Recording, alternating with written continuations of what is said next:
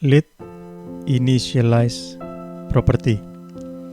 Jadi pada kondisi normal, semua properties harus diinisialisasi pada konstruktor.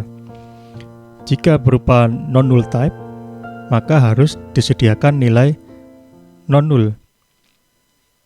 Jadi semua properties harus diberikan nilai ya, tidak boleh dia kosong atau dia null. Nah, kendala atau masalah bisa terjadi bagaimana seandainya jika pada saat inisialisasi, kita belum memiliki nilainya. Maka salah satu alternatif, kita harus mengubahnya menjadi nullable type. Sehingga ketika nilai yang kita butuhkan belum ada, sementara untuk atribut tersebut kita beri nilai null.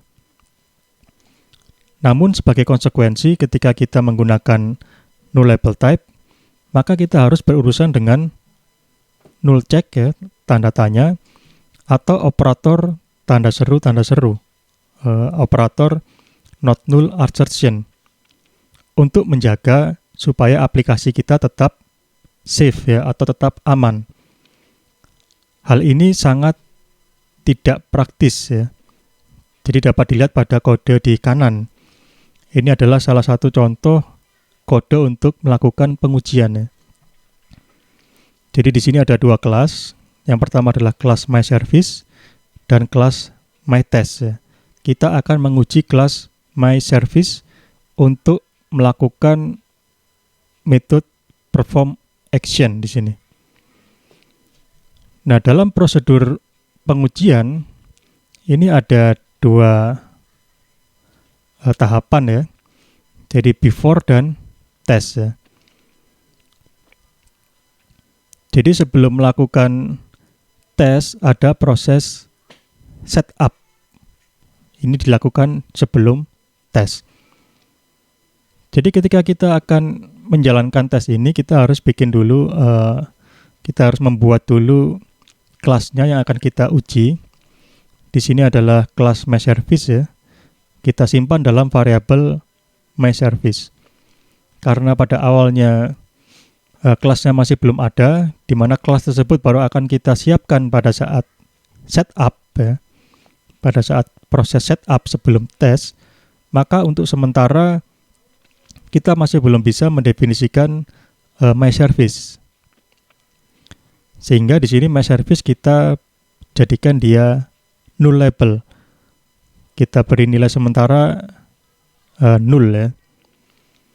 Kemudian setelah itu kita bisa melakukan setup dan melakukan test action untuk melakukan pengujian ya dengan assert equals ya, untuk menguji antara harapan dan hasil output yang kita peroleh. Jadi karena di sini ada tanda tanya dan pada saat melakukan assertion kita harus pastikan bahwa myService tidak boleh bernilai null, maka di sini konsekuensinya kita harus memberikan operator not null assertion ya, untuk menjamin bahwa myService sudah ada, tidak null ya.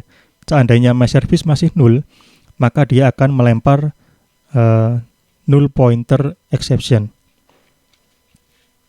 Karena bisa saja terjadi test action ini dieksekusi sebelum setup selesai misalnya, sehingga kondisi myService masih null ya. Nah, kode seperti ini tidak disarankan. Kita memiliki alternatif yang lebih baik ya, yaitu di sebelah kiri di sini. Jadi kita ubah untuk myService yang masih belum siap nilainya, kita bisa menggunakan kata kunci let init. Ini menandakan bahwa atribut myService ini nanti untuk inisialisasinya masih bisa ditunda ya, tidak pada saat instansiasi. Dengan menambahkan kata kunci let init, maka kita sudah terbebas dengan masalah nullability. Karena kita tidak mengubah perilaku dari myService, jadi myService tetap bersifat not null ya. Dan semuanya sudah terjamin. Jadi myService yang di sini maupun MyService yang di sini sifatnya adalah tetap default dari Kotlin, yaitu tetap not null. Sehingga kita tidak perlu melakukan pengecekan dengan operator-operator untuk nullability.